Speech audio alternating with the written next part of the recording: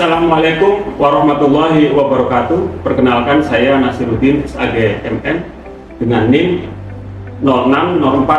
0604057604. Saya dosen tetap di program studi akuntansi di Fakultas Bisnis dan Ekonomi Universitas Muhammad Setiabudi.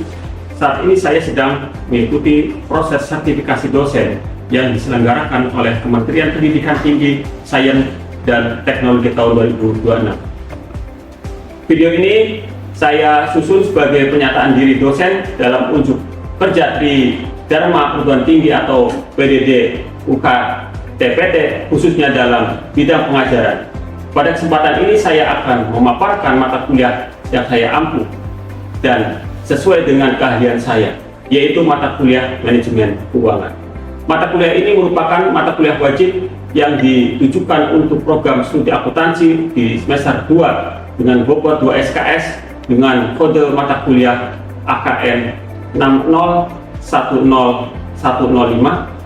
Adapun pembelajaran dilakukan sebanyak 16 kali pertemuan yang meliputi 14 kali pertemuan untuk materi dan 2 kali untuk ujian, yaitu ujian tengah semester dan ujian akhir semester. Mata kuliah manajemen keuangan meliputi prinsip dasar manajemen keuangan, analisis laporan keuangan, nilai waktu uang, konsep uang, konsep anuitas, risiko dan return, biaya modal, struktur modal optimal, dan saham juga obligasi.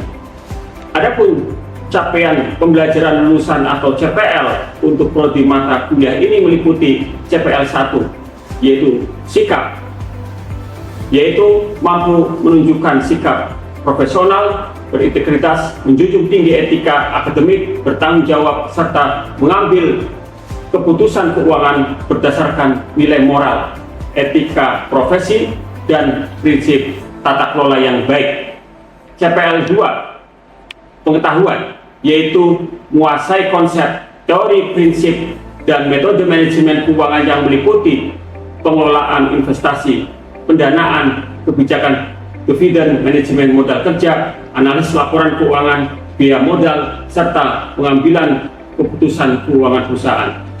CPL 3, keterampilan umum, yaitu mampu berpikir kritis, analitis, sistematis, dan inovatif dalam mengidentifikasi pengambilan keputusan keuangan. CPL 4, yaitu keterampilan khusus, mampu menganalisis kondisi keuangan perusahaan, mengevaluasi alternatif investasi dan pendanaan, menghitung biaya modal, serta menyusun rekomendasi keputusan keuangan yang tepat berdasarkan data kuantitatif dan kondisi bisnis. Selanjutnya, capaian pembelajaran mata kuliah atau CPMK yang diharapkan antara lain: CPMK 1, mahasiswa mampu menjelaskan konsep dasar, tujuan, fungsi, dan ruang lingkup manajemen keuangan sebagai dasar pengambilan keputusan keuangan perusahaan.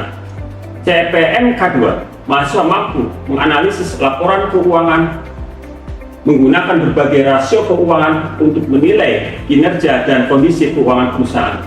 CPMK 3, mahasiswa mampu mengevaluasi berbagai alternatif keputusan investasi dan pendanaan dengan menerapkan konsep nilai waktu uang, nilai modal, risiko, dan metode capital budgeting. CPMK 4, mahasiswa mampu menyusun rekomendasi keputusan keuangan perusahaan berdasarkan hasil analisis data, studi kasus, dan penggunaan perangkat digital secara profesional serta dapat dipertanggungjawabkan.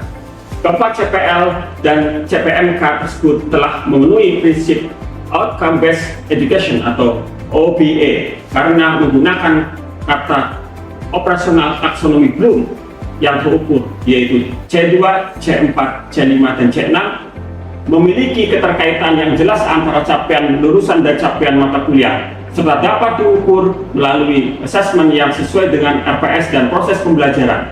Struktur ini juga mendukung penyusunan dokumen RPS yang konsisten dengan praktek penjaminan mutu dan kebutuhan penilaian Cerdos 2026.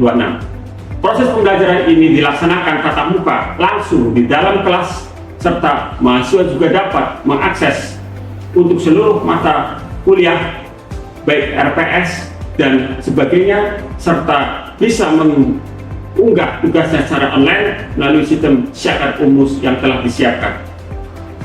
Dalam proses pembelajaran ini, saya menerapkan pendekatan pembelajaran dengan menggunakan DIA, yaitu Delivery Interaction Assessment, guna mendorong keaktifan dan kemandirian mahasiswa. Diharapkan lulusan memiliki kompetensi, integritas, dan persiapan menghadapi dunia kerja yang meliputi 1. Delivery, yaitu penyampaian mata kuliah yang jelas, sistematis. Selanjutnya, interaction, mendorong mahasiswa untuk aktif dalam berpartisipasi dalam menyelesaikan studi kasus. Dan yang selanjutnya adalah assessment, melakukan penilaian pembelajaran secara objektif disertai evaluasi yang membangun guna mengoptimalkan pencapaian pembelajaran. Penilaian dalam mata kuliah ini mencakup 5 komponen utama, yaitu absensi dengan bobot 10%, yang kedua sikap dengan bobot 10%, yang ketiga tugas besar 15%, yang keempat ujian tengah semester atau UTS dengan bobot 25%, dan yang terakhir ujian akhir semester atau UAS dengan bobot 40%. Demikian pengenalan mata kuliah manajemen keuangan. Semoga pembelajaran ini dapat bermanfaat dalam memberi bekal memahami konsep serta praktek manajemen keuangan. Selanjutnya, mari kita saksikan video pembelajaran berikut ini.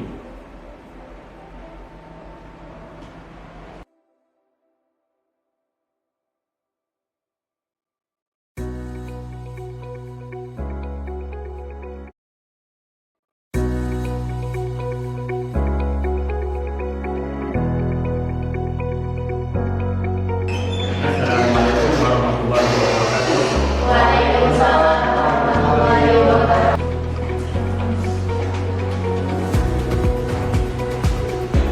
Selamat siang, anak-anak. Siap. Bagaimana kabarnya? Alhamdulillah. Baik, pada kesempatan yang ini Bapak mau menjelaskan materi dari manajemen keuangan pertemuan yang kelima dengan tema manajemen modal. Sebelum kita memulai mata kuliah ini, baiknya kita berdoa dulu sebagai keyakinan agar dapat berkah dari kurnia setelah mulai. Terima kasih. Oke, langsung saja. Sekarang kita akan membahas tentang manajemen modal kerja. Apa itu modal kerja? Modal kerja atau working capital adalah dana yang digunakan perusahaan untuk membiayai kegiatan operasional sehari-hari seperti pembelian bahan baku, pembayaran gaji, dan biaya operasional lainnya. Jadi modal kerja mencerminkan investasi perusahaan pada aktiva lancar yang berputar pada periode kurang dari 1 tahun. Jadi kata kuncinya di sini yaitu membiayai kas, piutang, dan persediaan. Kemudian berputar cepat, siklusnya kurang dari 1 tahun. Berarti ini jangka pendek. Kalau lebih dari 1 tahun itu disebut jangka menengah. Jadi kata kuncinya adalah dana operasional ya, yang membiayai kas, piutang, dan persediaan. Kemudian berputar cepat, siklusnya kurang dari 1 tahun, sehingga perusahaan akan mengalami likuiditas. Menjaga likuiditas itu menjamin kelangsungan operasional dan mendukung profitabilitas. Ada yang tahu profitabilitas itu?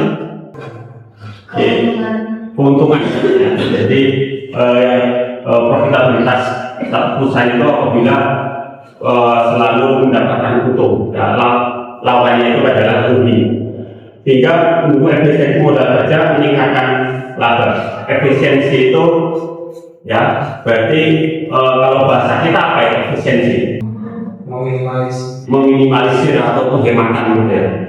Ya, jadi kalau modal kerja ya, yang paling umum itu kalau perusahaan ingin efisiensi modal kerja biasanya itu memangkas tenaga kerja seperti yang dilakukan di Indonesia, misalnya KFC itu juga pernah memangkas tenaga kerjanya itu ya. Kemudian apalagi contohnya perusahaan-perusahaan yang pernah memangkas tenaga kerjanya, contoh KFC gitu, yang di dunia itu itu Meta, gitu ya. Meta yang memiliki Facebook, ya, IG itu juga pernah memangkas banyak perusahaan-perusahaan yang memangkas untuk efisiensi, terutama memangkas tenaga kerja. Kemudian ada konsep modal kerja kotor dan modal kerja bersih. Modal kerja kotor adalah keseluruhan investasi perusahaan pada aktiva lancar yang terdiri dari kas, piutang, persediaan, surat berharga jangka pendek tanpa menimbulkan kewajiban lancar, ya, atau total aktiva lancar. Jadi belum dihitung kewajiban. Kewajiban itu seperti utang, ya. Ini jadi masih kotor, jadi masih campur. Ya, kalau yang modal kerja bersih atau net working capital adalah selisih antara aktiva lancar dengan utang lancar, menunjukkan bagian aktiva lancar yang dibiayai dengan sumber dana jangka panjang, atau dengan kata lain modal kerja bersih aktiva lancar dikurangi dengan utang lancar. Jadi modal dan utang itu sudah balance, ya, sehingga nanti dihitung lebih besar mana, apakah masih besar profit atau ruginya. Kemudian jenis-jenis modal kerja, ya, di sini ada modal kerja permanen, yaitu dana minimum yang harus selalu tersedia agar perusahaan dapat beroperasi secara normal dan berkesinambungan. Ada yang tahu definisi modal kerja permanen? Kalau permanen tahu ya? Permanen itu kalau pulpen kan ya spidol permanen, jadi nggak bisa dihapus.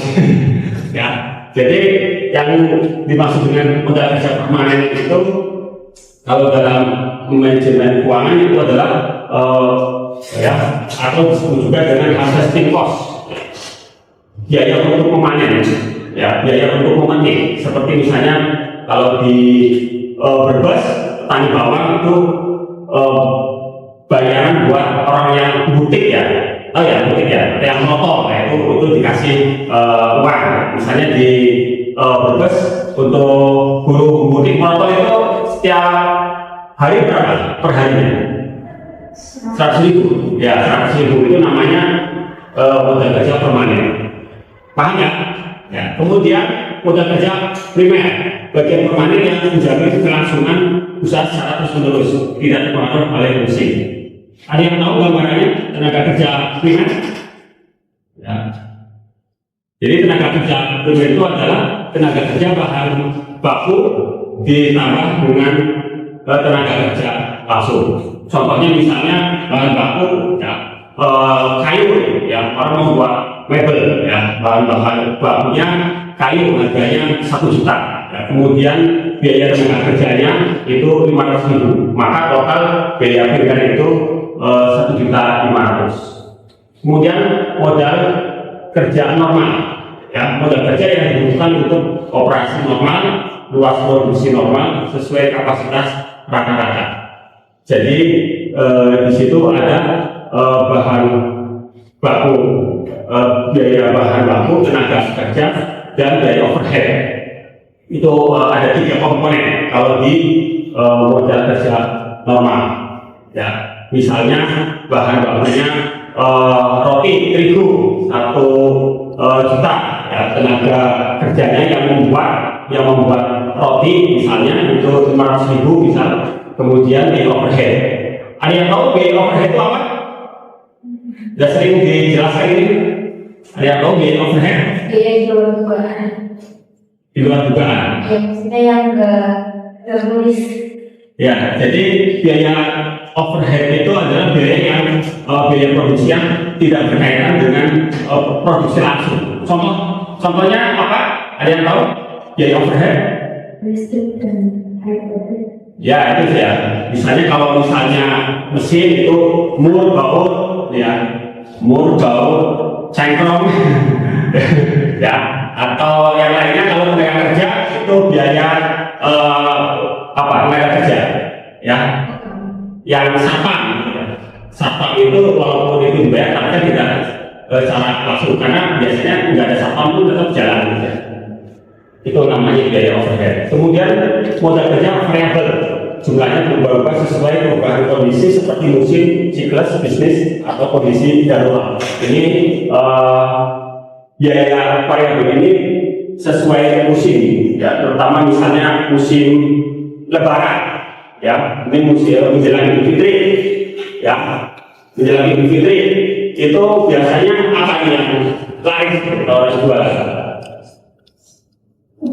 Baju, ya, baju baru, alhamdulillah, ya, itu baju baru apa lagi? Ya, petasan, ya, kemudian makanannya, ya, snack-snack dan sebagainya. Karena itu biasanya di Brebes itu ada istilahnya, jadi bawa jajan, ya, sehingga biasanya itu untuk jajanan lebih banyak, ya, konsumsinya, lebih juga baju baru, sehingga membutuhkan ya, bahan-bahan benang dan sebagainya untuk membuat baju baru. Kemudian, kenapa manajemen modal kerja penting? Ya, karena di sini untuk menjaga likuiditas, yaitu memastikan perusahaan mampu memenuhi kewajiban jangka pendek tepat waktu. Ya, likuiditas itu, liquid sendiri itu artinya apa sih liquid? Itu dari bahasa Inggris.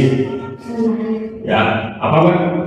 Ya, mencair gitu ya. Jadi yang namanya cair itu kan gampang, ya, lancar lah ya. Jadi kalau misalnya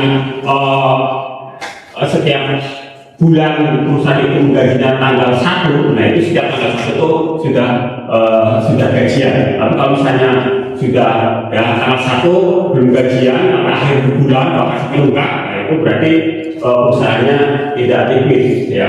Kemudian efisiensi operasional mendukung kelancaran aktivitas produksi dan penjualan tanpa hambatan dana. Ya, efisiensi tadi, ya, efisiensi anggaran, ya, sebagaimana yang sedang digalakkan oleh Presiden kita, Presiden Prabowo, ya, punya efisiensi, ya, jadi penghematan, meningkatkan profitabilitas, menghindari dana menganggur sehingga aset dapat dimanfaatkan optimal, ya, dengan mendapatkan profit yang setinggi-tingginya, ya, karena sesuai dengan prinsip ekonomi itu, kita itu apa? Orang yang berbisnis itu apa? Kalau sesuai dengan konsep ekonomi, ya, yaitu dengan pengorbanan yang sebesarnya untuk mendapatkan hasil yang sebesar-besarnya, dengan pengorbanan yang atau dengan modal sebesarnya untuk mendapatkan keuntungan yang sebesar-besarnya, kemudian mengurangi risiko keuangan, meminimalkan risiko gagal bayar dan ketergantungan pada utang jangka pendek. Ya, apalagi kalau utangnya dipinjol, wah itu sudah sangat mengerikan. Jangan ya, jangan ya, ya, bahaya ya. Ini. Selanjutnya kita menjelaskan tentang faktor yang mempengaruhi kebutuhan modal kerja. Pertama, sifat dan jenis usaha. Perusahaan jasa umumnya butuh modal kerja lebih kecil dibanding faktor. Karena jasa itu yang penting skill, keahlian. Contohnya apa? Ya, tukang cukur, ya. Itu kan hanya modal meja kursi cermin, ya. Kemudian waktu produksi, semakin lama siklus produksi semakin besar kebutuhan modal kerja. Jadi semakin lama, ya, kalau untuk masalah waktu produksi itu yang paling jago dalam memangkas waktu sehingga dengan waktu cepat itu biasanya orang cepat, sehingga ada teori namanya JIT, ya, JIT, ya, just, ya, in time, itu konsep ya, waktu produksi yang efisien yang dicetuskan oleh Toyota, sehingga dalam produksi kendaraan itu sangat cepat dibandingkan dengan mobil-mobil Eropa. Kemudian syarat kemudian dari penjualan, kebijakan kredit dari pemasok dan kepada pelanggan untuk kebutuhan dan, ya, ini. Mengapa kredit itu lebih mahal daripada cash? Ada yang tahu? Ya, satu ada bunganya. Jadi bank atau lembaga keuangan itu meminjamkan modal kepada, ya, kalau misalnya ke Honda misalnya, itu ada bunganya, ya, sehingga bunganya itu dibebankan ke pembeli. Apalagi mengapa orang beli kredit itu lebih mahal, ya? Di samping itu juga ada biaya administrasi, ya, seperti biaya urusan dokumen, survei dan sebagainya itu lebih mahal, ya. Sehingga kapal itu biasanya membeli kredit lebih mahal daripada membeli cash. Kemudian tingkat perputaran kesediaan, perputaran yang cepat menurunkan kebutuhan modal kerja. Ya, jadi misalnya dengan perputaran yang cepat sehingga tidak ada barang yang menumpuk sehingga cash flow-nya cepat. Ya, barang yang dijual langsung jadi uang cash untuk modal kembali. Kemudian volume penjualan semakin besar, volume penjualan semakin besar dana yang tertanam pada piutang persediaan. Kemudian faktor musiman, yaitu bisnis musiman membutuhkan modal kerja tambahan pada periode puncak. Jadi seperti ketika musim baju baru atau ketika Idul Fitri. Oke, ini contoh perhitungan siklus konversi kas ya. Ya ini periode rata-rata persediaan 60 hari, ya. Periode rata-rata penagihan utang 45 hari, periode rata-rata pembayaran utang 30 hari. Maka ya ini hasil bunganya 60 tambah 45 kurangi 30 sehingga jumlahnya 75 hari. Jadi ya, perusahaan membutuhkan waktu 75 hari sejak mengeluarkan kas untuk bahan baku hingga menerima kembali kas dari pelanggan. Semakin cepat berarti semakin lebih atau perusahaan itu memiliki profit yang besar. Contoh perhitungan modal kerja bersih dan rasio likuiditas ya, per 31 Desember kas 100 juta, piutang usaha 150 juta, persediaan 250 juta, maka total aktif lancar 500 juta dan utang lancarnya 300 juta. Maka sini modal kerja bersih ya 500 juta dikurangi 300 juta sama dengan 200 juta. Ya, maka rasionya 500 juta dibagi 300 juta 1,67 kali. Ya, rasionya ini 500 juta dikurangi 250 juta dibagi 300 juta maka hasil 0,83 kali. Artinya karena rasio itu 1,67 kali dan rasio 0,83 kali menunjukkan likuiditas perusahaan cukup baik meskipun sebagai aktivitas lancar masih tertanam pada persediaan. Ya, ini yang harus dipahami. Nah, untuk selanjutnya yaitu kesimpulannya adalah modal kerja adalah dana untuk membiayai operasional harian perusahaan melalui kas, piutang dan persediaan. Manajemen modal kerja yang efektif dan menjaga likuiditas sekaligus mendukung profitabilitas perusahaan. Kemudian siklus konversi kas menjadi indikator penting kecepatan perputaran dana perusahaan. Dan yang terakhir, pemilihan pendekatan pembiayaan agresif, konservatif, moderat harus disesuaikan dengan toleransi risiko perusahaan. Ya, jadi ini materi yang bisa saya sampaikan dari awal ke akhir. Oke, selanjutnya silakan didiskusikan materi tadi. Ya, ini ada tugas kelompok. Ya, ini Anda bisa diskusikan dengan teman-teman apa saja yang perlu dijelaskan di sini. Oke, setelah berdiskusi beberapa menit, silakan di antara ketua kelompok ini untuk mewakili untuk menjawab pertanyaan-pertanyaan di bawah ini. Ya, silakan. Ya, sekarang saya persilakan pada Mbak Najwa untuk menjawab nomor 1 ini. Silakan. Saya dari kelompok 1 ingin menjelaskan mengenai jelaskan gambaran umum perusahaan yang dianalisis termasuk jenis usaha dan karakteristik perusahaannya. Dari profilnya, perusahaan tersebut bergerak di industri FMCG, makanan dan minuman, kemudian berpusat di Cikarang, dan siklus modal kerjanya fokus pada optimalisasi cash conversion cycle atau CCC melalui 3 elemen, yaitu persediaan atau video, memakai sistem just in time, kemudian ada piutang dengan kombinasi strategi, kemudian ada utang yang memaksimalkan jangka waktu pembayaran supplier hingga 45 sampai 90 hari. Terakhir ada struktur modal kerjanya, yaitu berperiode 2024 sampai 2025, berfokus pada keseimbangan aset lancar dan kewajiban lancar yang memastikan likuiditas perusahaan tetap sehat dalam menurut analisis itu. Kemudian PT Perkasa Utama Mandiri Tbk. Jadi perusahaan tersebut itu menerapkan pendekatan pembiayaan modal kerja konservatif.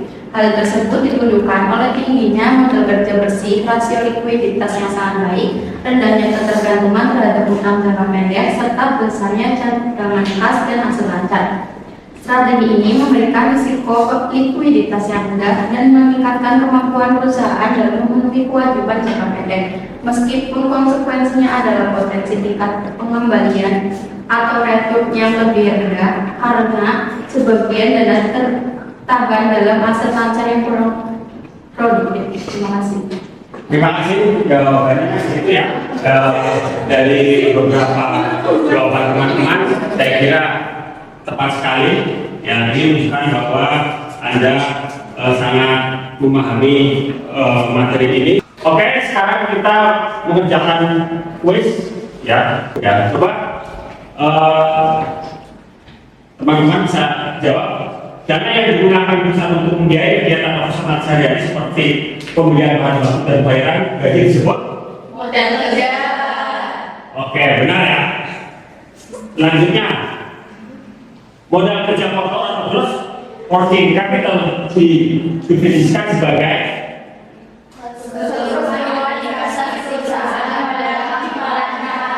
Oke, benar ya. Kemudian pertanyaan yang ketiga, modal kerja yang jumlahnya selalu dibutuhkan perusahaan agar dapat beroperasi secara normal dan berkesinambungan disebut modal kerja permanen. Ya, benar. Ya. Berikut ini yang bukan merupakan faktor yang mempengaruhi kebutuhan modal kerja adalah ya, karena perusahaan nggak ada kaitannya. Ya. Oke, di akhir perkuliahan saya akan membacakan beberapa kesimpulan dari materi manajemen modal kerja. Yang pertama, modal kerja adalah dana untuk membiayai operasional harian perusahaan melalui kas, piutang dan persediaan. Kedua, manajemen modal kerja yang efektif menjaga likuiditas sekaligus mendukung profitabilitas perusahaan. Yang ketiga, siklus konversi kas menjadi indikator penting kecepatan perputaran dana perusahaan. Dan yang keempat, pemilihan pendekatan pembiayaan baik itu agresif, konservatif, moderat harus disesuaikan dengan toleransi risiko perusahaan. Ini kesimpulan dari mata kuliah pada siang hari ini. Dan untuk terakhir kalinya saya akan mengajak Anda untuk memahami referensi dari mata kuliah ini. Ada yang tahu referensi dari mata kuliah ini? Ya, silakan. Menurut saya, pentingnya pengelolaan modal kerja agar operasional perusahaan berjalan dengan lancar, serta jika berjalan dengan baik maka dapat meningkatkan efisiensi perusahaan. Ya, baik. Ya, saya kira mahasiswa pada siang hari ini sudah bisa mereview, bisa memahami dan mencerna mata kuliah yang saya sampaikan pada siang hari ini. Terima kasih kepada para mahasiswa yang telah menyimak dari awal sampai akhir. Dari saya akhiri. Wassalamualaikum warahmatullahi wabarakatuh. Waalaikumsalam warahmatullahi wabarakatuh.